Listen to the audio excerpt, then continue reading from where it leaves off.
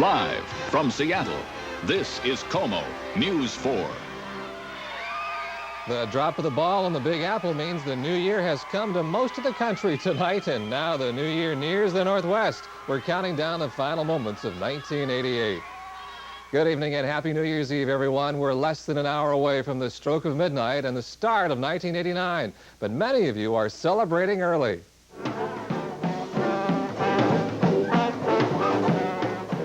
At Seattle's Westin Hotel, one of the parties operated on East Coast time. It's meant for those who don't like waiting until midnight to blow your horn.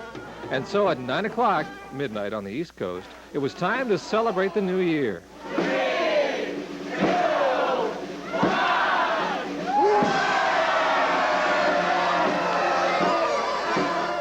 1. Most of the major hotels have reduced rates on their rooms, and about half the partygoers take advantage of it. Plus, it keeps them off the road. Many people don't have the option of getting off the streets. Hundreds of homeless are trying to bring in the new year the best they can.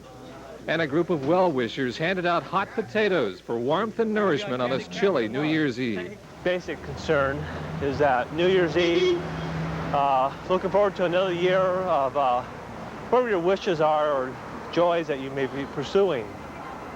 And that can happen with the homeless too.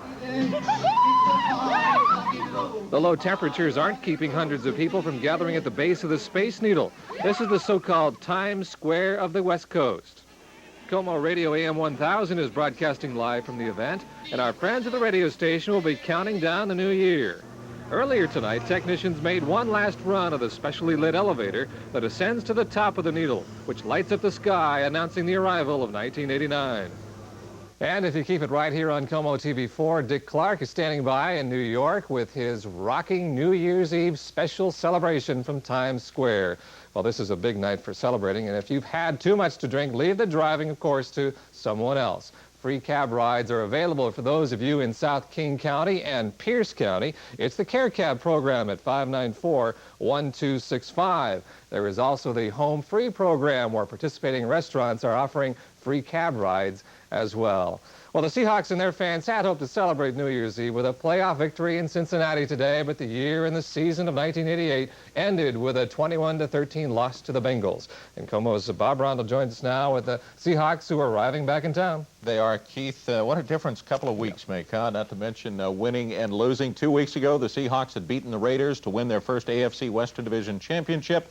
A crowd of 3,000 to 4,000 fans turned out at SeaTac to welcome home and congratulate the team, but the players did not make an appearance. We go live now to SeaTac Airport, where the Seahawks charter arrived a few moments ago, and as well as you can see, there aren't too many people out. This place was reasonably full a while back. The Seahawks have been into the terminal. This time they did address the crowd, but there were maybe 200 or 300 people on hand to hear what the players had to say about that loss in Cincinnati today. It is a holiday, of course, but the small turnout may, too, be a reflection of the snub of 2 weeks back. Those who showed up tonight, however, remain ever loyal to their favorite team.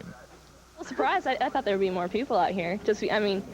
We got to support them even though they lost. I think we need to be behind them even though they lost. I mean, they're still a great team, and I'm proud of them for this. Because I love the Seahawks, and I love all those guys.